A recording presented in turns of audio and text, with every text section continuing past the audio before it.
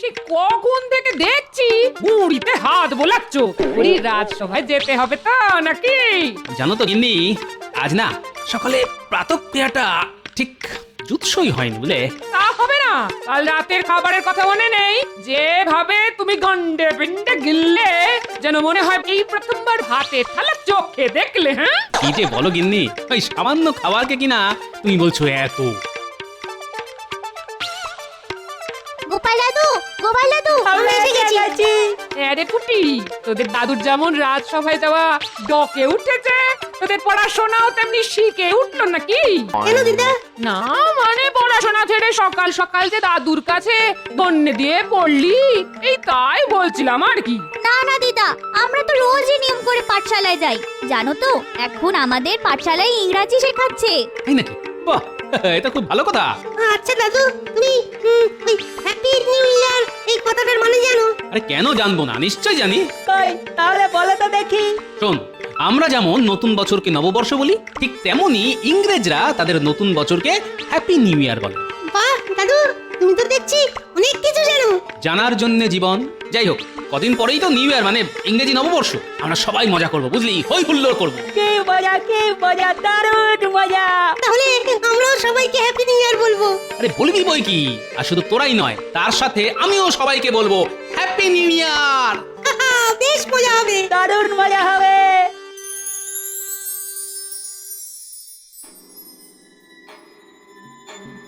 এ কি মহারাজ, আজ যে আপনাকে বড় চিন্তিত দেখাচ্ছে। হ্যাঁ মন্ত্রী, তুমি ঠিকই ধরেছ।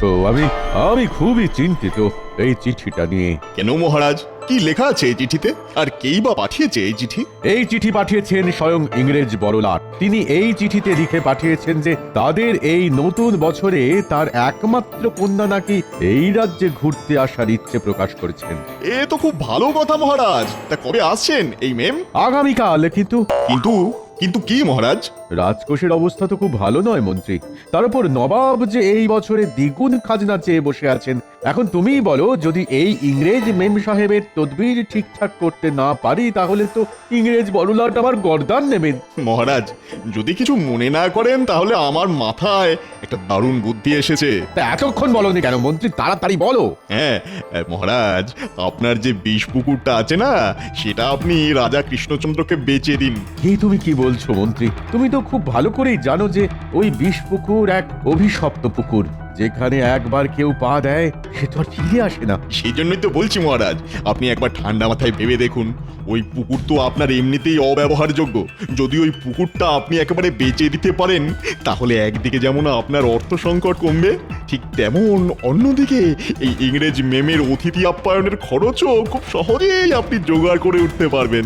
এটা কিন্তু মন্দ বলনি। কিন্তু মন্ত্রী, যদি কৃষ্ণচন্দ্র কোনোভাবে বিষ পুকুরের আসল রহস্যের কথা জেনে যায়? আমরা জানালে তবে তো জানবে মহারাজ। হ্যাঁ, তাহলে আজই আমি আমার প্রস্তাবটা চিঠিতে কৃষ্ণচন্দ্রকে জানিয়ে দিই। প্রণাম মহারাজ। খাম্বাজরাজ আপনার জন্য এই বিশেষ পত্রটি পাঠিয়েছেন। তাই বুঝি? কই কই দাও দেখি। তাহলে মহারাজ, এবার আমাকে আজ্ঞা দিন। হ্যাঁ হ্যাঁ, এসো এসো। মন্ত্রী, আম্বাজরাজ লিখেছেন যে তার একটা পুকুর তিনি আমায় নাকি 117টি মোহরের বিনিময়ে বিক্রি করতে চান। বাহ, এ তো খুব ভালো কথা মহারাজ। এত কম মোহরের বিনিময়ে আপনি এত বড় একটা পুকুর পাচ্ছেন। নিয়ে নিন মহারাজ, আজই নিয়ে নিন। কিন্তু মহারাজ, আমার কাছে প্রশ্ন হচ্ছে যে খাম্বাজরাজ কেন আপনাকে এত কম মোহরের বিনিময়ে এই পুকুরটি বিক্রি করছেন? ঠিক বলেছ গোপাল, এটা তো ভেবে দেখিনি। এই যে গোপাল, তুমি কি একটু চুপ করবে? মহারাজ, ছাড়ুন তো গোপালের কথা। আপনি এটা কেন ভাবছেন না যে জলের দরে একটা আস্ত পুকুর পেতে চলেছেন? আর মহারাজ, আর এটাই হবে ইংরাজি নববর্ষের আপনার তরফ থেকে রানীমাকে একটা ছোট্ট উপহার। কি কেমন হবে বলুন তো ব্যাপারটা? হ্যাঁ হ্যাঁ মন্ত্রী, কথাটা তো তুমিও খুব একটা খারাপ বলছো না। না না গোপাল, আমি ঠিক করেছি যে আমি পুকুরটা কিনবো। কিন্তু মহারাজ, কোনো কিন্তু নয় গোপাল। এই নাও মন্ত্রী, 117টা মোহর। এটা নিয়ে তুমি সোজা যাও খাম্বাজরাজের কাছে, আর বলবি যে আগামীকালই আমি আর গোপাল যাচ্ছি ওই পুকুর পরিদর্শনে। যথাজ্ঞা মহারাজ, এই আমি এক্ষুনি বেরোলাম। ভালোই হলো, এই সুযোগে আমিও এখান থেকে 5টা মোহর গেরিয়ে নেব, আর মহারাজ একটিও পাবেন না। না, আমার মন বলছে যে মহারাজ নিশ্চয়ই কোনো একটা জালে জড়াতে চলেছেন। ঠিক আছে, আগে তো যাই, তারপর না হয় দেখবো যে কত জালে কত মাছ। প্রণাম নেবেন খাম্বাজ রাজ। আরে কৃষ্ণচন্দ্রের মন্ত্রী যে, এসো এসো। মহারাজ কৃষ্ণচন্দ্র আপনার কথায় রাজি হয়ে এই 117টি মোহর পাঠিয়েছেন। এই নিন, ধরুন। বাহ বাহ, আরে এই যে মন্ত্রী ওই রকম ভাবে দাঁড়িয়ে থাকলে হবে? আরে ওর হাত থেকে ওই মোহরের থলিটা নাও। এই নিন মহারাজ। তাহলে মহারাজ, থলির মোহরগুলো একবার গুনে নি। না না মন্ত্রী, তার কোনো দরকার নেই, আমার কৃষ্ণচন্দ্রের ওপর পুরো বিশ্বাস আছে। আচ্ছা কৃষ্ণনগর মন্ত্রী, তোমাদের মহারাজ কৃষ্ণচন্দ্র এইখানে আসছেন কবে? আগে আগামীকাল। আগামীকাল গোপালকে সঙ্গে নিয়ে আসছেন আপনার ওই পুকুর পরিদর্শনে। তাহলে মহারাজ, এবার কি আমি পুকুরের দলিলটা সঙ্গে নিয়ে যেতে পারি? অবশ্যই, এই নাও ধরো। তাহলে মহারাজ, এবার আমায় আজ্ঞা দিন। আমি না হয় আগামীকাল আবার মহারাজের সঙ্গেই এইখানে আসব। ঠিক আছে মন্ত্রী, এবার তুমি এসো। তাহলে আর কি মহারাজ, এবার নিশ্চয়ই আপনার আর ইংরেজ অতিথি আপ্যায়নের জন্য কোনো অর্থের অসুবিধা হবে না, হ্যাঁ কি বলেন?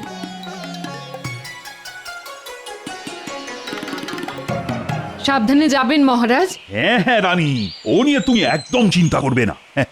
আমার সঙ্গে মন্ত্রী আর গোপাল তো আছে। মহারাজ এবার চলুন, অনেক দেরি হলো যে। হ্যাঁ হ্যাঁ, গোপাল চলো চলো চলো।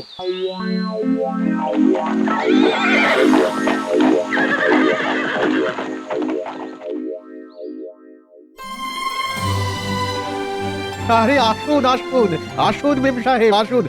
আমার কি সৌভাগ্য, স্বয়ং বড়লাট সাহেবের মেয়ে আমার রাজ্যে ঘুরতে এসেছেন। ইয়েস খাম্বাজ রাজা, আসলে আমার ফাদার আমার বাবা ঠিক করেছিলেন যে তিনি আমাদের নিয়ে এই নিউ ইয়ারে আপনার এই রাজ্যে সেলিব্রেট করতে আসবেন, বাট তিনি একটা ইম্পর্টেন্ট কাজে ফেসে যাওয়ার জন্য এখানে আসিতে পারিলেন না। I am extremely sorry for that, তাই আমি একাই আসিয়াছি। বাহ বাহ, এ তো খুব ভালো কথা। মহারাজ, শুধু কথাই বলবেন, মানে এবার অতিথিদের ভিতরে নিয়ে যাওয়ার ব্যবস্থা করুন। হ্যাঁ হ্যাঁ হ্যাঁ মন্ত্রী, আহা আমি তো ভুলেই গিয়েছিলাম। আসুন আসুন আসুন আসুন আসুন আসুন, সবাই ভেতরে আসুন।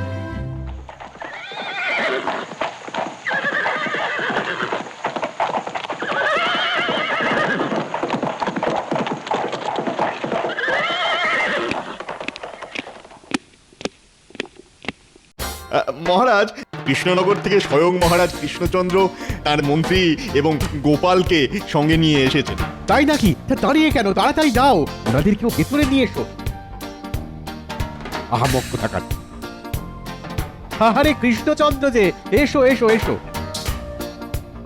না আসলে হয়েছে কি, আপনার কাছ থেকে যে পুকুরটা আমি কিনেছিলাম সেটা দেখার জন্য এই গোপাল যা বায়না জুড়েছিল না, যে কি বলবো। তা বেশ তো, এর তো খুব ভালো কথা।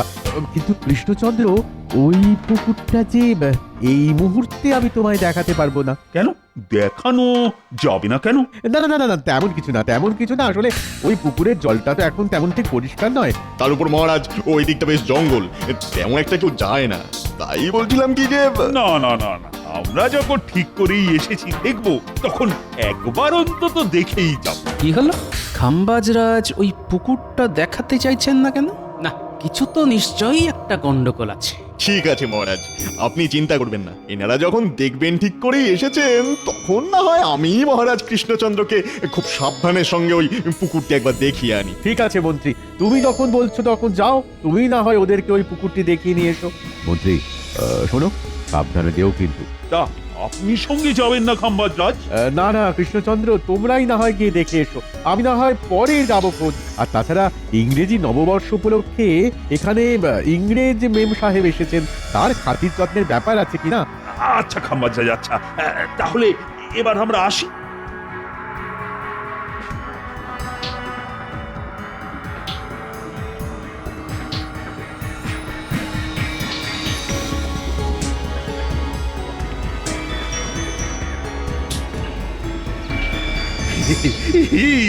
দেখেছো মন্ত্রী, দেখো দেখো, এই যে সত্যি খুব বিশাল পুকুর। হ্যাঁ হ্যাঁ মহারাজ, কি ঝকঝকে আর তকতকে জল।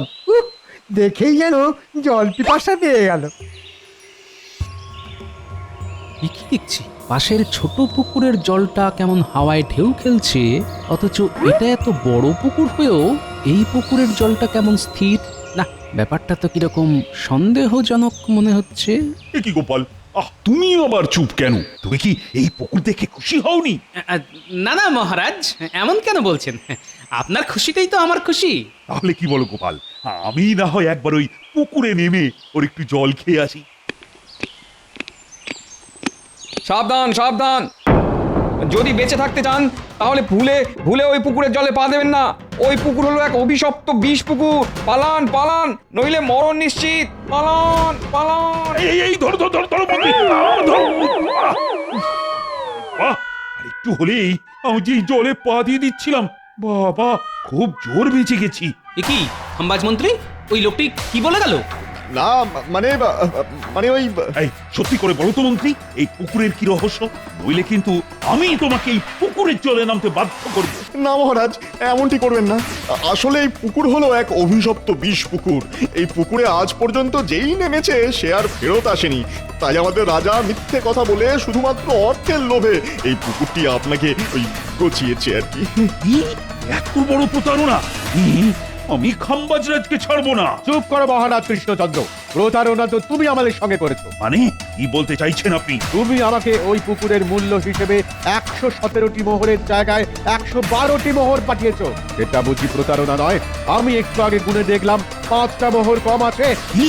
এটা কি করে হয়? আমি তো মন্ত্রীকে দিয়ে। ওরে বাবা, এবার আমি কি করি? হে ভগবান, এবার যে আমার কি হবে? মহারাজ, এটাও বুঝলেন না যে আপনার সাথের মন্ত্রী মশাই ওই মোহরগুলো গেরিয়েছেন? মন্ত্রী, আমায় ক্ষমা করে দিন মহারাজ, আর কখনো এইরকম হবে না। ক্ষমা করবেন খাম্বাজরাজ, আমি এর জন্য খুবই দুঃখিত। আমি যে এই মন্ত্রীকে যে কি করবো না। মহারাজ, এখন মন্ত্রী মশাইকে ছেড়ে আগে চিন্তা করুন যে এই পুকুরটি নিয়ে এখন আপনি কি করবেন। হ্যাঁ হ্যাঁ গোপাল, তুমি ঠিকই বলেছো। আরে আমার সাধের এতগুলো মোহর। আর হ্যাঁ মন্ত্রী, তুমি কিন্তু এটা ভুলেও ভাববে না যে আমি তোমাকে ছেড়ে দিলাম। তোমার এই শাস্তি আপাতত আমি তুলে রাখলাম, পরে সুদে আসলে সব মেটাবো। আমায় ক্ষমা করে দিন। আমাকে ক্ষমা করে দাও কৃষ্ণচন্দ্র, আমি মানছি যে আমিও তোমাকে ঠকিয়েছি, কিন্তু বিশ্বাস করো, সত্যি বিশ্বাস করো, আমার কাছে এটা করা ছাড়া আর কোনো উপায় ছিল না গো। না না না, এতে ক্ষমার আবার কি আছে? মহারাজ, ও যে দেখুন দেখুন দেখুন, ওই যে দূরে দূরে এক বটবৃক্ষের তলায় এক গুরুদেবকে ধ্যান করতে দেখা যাচ্ছে না? তুমি ঠিকই রেখেছো গোপাল, এই গুরুদেবকে আমি আমার জন্ম হওয়ার পর থেকেই ওই একই জায়গায় দেখে আসছি। উনি না কখনো চোখ খোলেন, না কারুর সাথে কথা বলেন। তাই নাকি? তাহলে তো অবশ্যই একবার এই গুরুদেবের দর্শন করা উচিত। কি বলেন মহারাজ? হ্যাঁ হ্যাঁ গোপাল, নিশ্চয়, চলো চলো তো যাই।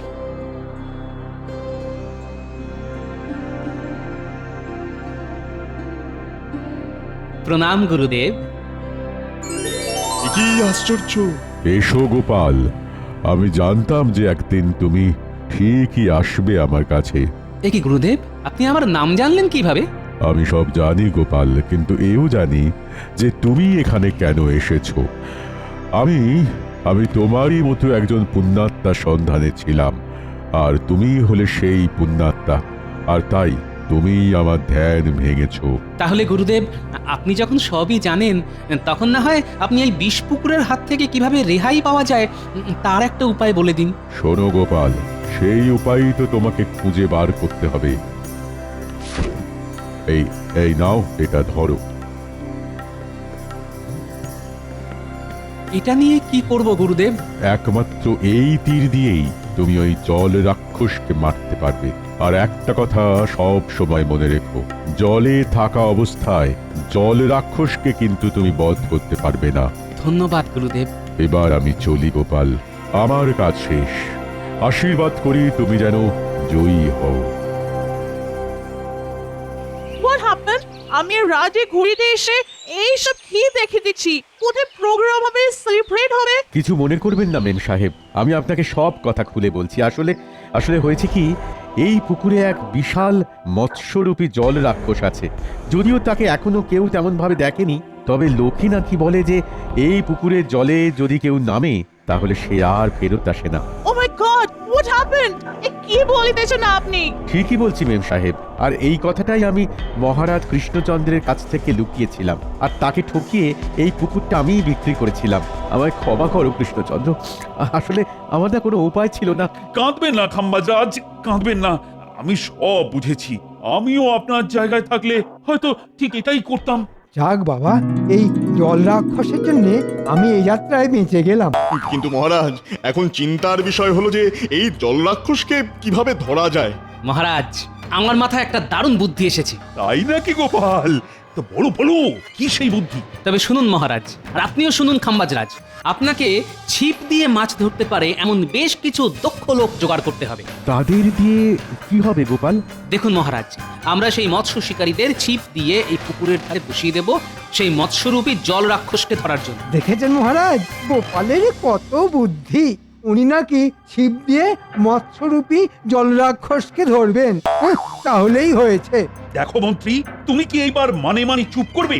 বলে কিন্তু আমি এখনই তোমাকে এই ছিপের বড়শিতে গেঁথে ওই পুকুরের তলে ফেলে দেবো। না না, ঠিক আছে ঠিক আছে, এই আমি চুপ করলাম।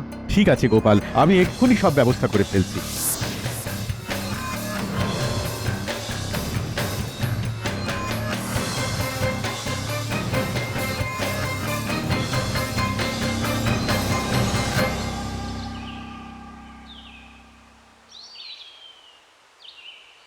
কি গো গোপাল, কোথায় কোথায় সেই জলরাক্ষস? পড়বে মহারাজ, পড়বে, ধরা ঠিকই পড়বে। হোয়াট হ্যাপেন্ড রাজা? এইসব কি হইতেছে? আমার তো কিছুই মাথায় আসিতেছে না। কিছু না মেম সাহেব, আসলে না এইখানে রাজায় রাজায় মাছ ধরার প্রতিযোগিতা চলছে, যে কে আগে মাছ ধরতে পারে। আচ্ছা কৃষ্ণচন্দ্র, যদি তোমার অনুমতি থাকে তাহলে তোমার ওই মন্ত্রীকে এই পুকুরের জলে আমি কি ফেলে দিতে পারি? না না, এরকম এরকম একদম করবেন না মহারাজ, একদম করবে না। তাহলে এবার একটা কথাও না বলে চুপটি করে দাঁড়াও।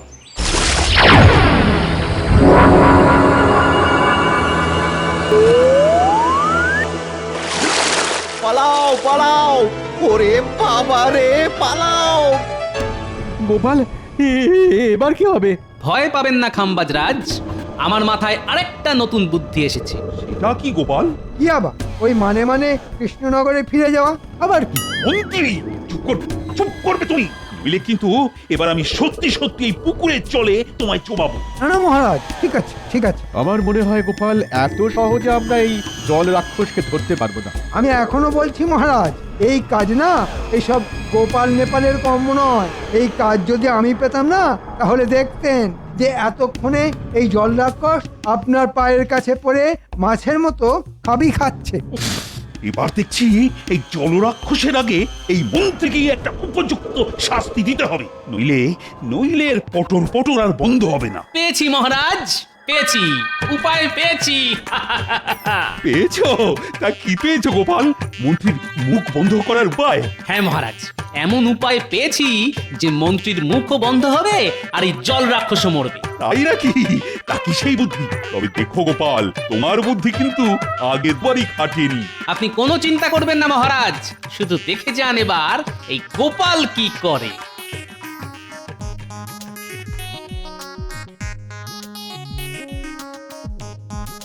ও মা গো, এবার আমার কি হবে গো? আমি আর কখনো এইরকম করবো না গো। ও মা কেন? চুরি করার সময় মনে ছিল না? ঠিকই করেছে গোপাল। এর মতন বদমাইশকে ওই জলরাক্ষসকেই খাইয়ে দেওয়া উচিত। এটা কি গোপাল? এই কপিকল হলো একটা বড় মাপের বড়শি, আর মন্ত্রীমশাই হলেন তার টোপ। অর্থাৎ ওই মৎস্যমুখী জল রাক্ষস যখনই মন্ত্রীমশাইকে খেতে লাফাবে, তখনই ওই চারজন প্রহরী দড়ি ধরে টানবে, আর অমনি মন্ত্রীমশাই উপরের দিকে উঠে যাবে, আর আমিও তখনই ওই গুরুদেবের দেওয়া তীর দিয়ে ওই জল রাক্ষসকে মারবো।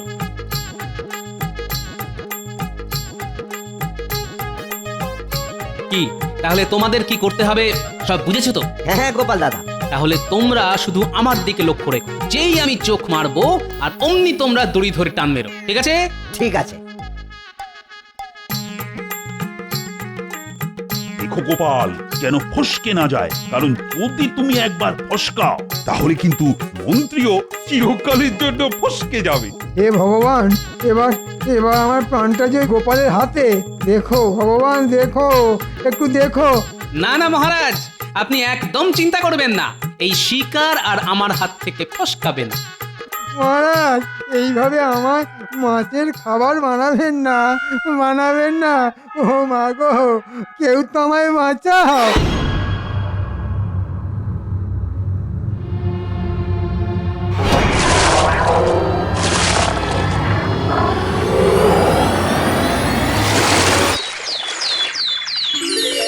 পেরেছে, পেরেছে, গোপাল পেরেছে, পেরেছে। সাব্বাস গোপাল, তোমার জবাব নেই। এই নাও, এই নাও গোপাল, এটা তোমার পুরস্কার। ধন্যবাদ খাম্বাজরাজ। ইংরেজি নববর্ষের প্রথম দিনে আমি কিন্তু খুব খুশি গোপাল। সাবাস গোপাল, সাবাস, সত্যি তুমি আমার মুখ রেখেছো। আই এম শকড যে তুমি ইম্পসিবল কাজটা কি করে করলে Gopal. I am really impressed. এই নাও, টেক ইট। ধরো, এটা আমার তরফ থেকে এই নিউ ইয়ারে তোমার জন্য উপহার। Are you happy? ধন্যবাদ মেম সাহেব। এ তো দেখছি মেম সাহেবকে তদবির করলো খাম্বাজ রাজ্য, আর পুরস্কার পেল কৃষ্ণনগর। মহারাজ, বলছিলাম কি, আপনাদের ওই পুরস্কার বিতরণী সভা শেষ হলে এবার দয়া করে আমায় নিচে নামাবেন কি? না, তোমার মিথ্যে কথা বলার জন্য এটাই তোমার শাস্তি। তাই আজ থেকে তুমি ওখানেই বাদুড়ের মতো উল্টো হয়ে ঝুলে থাকবে।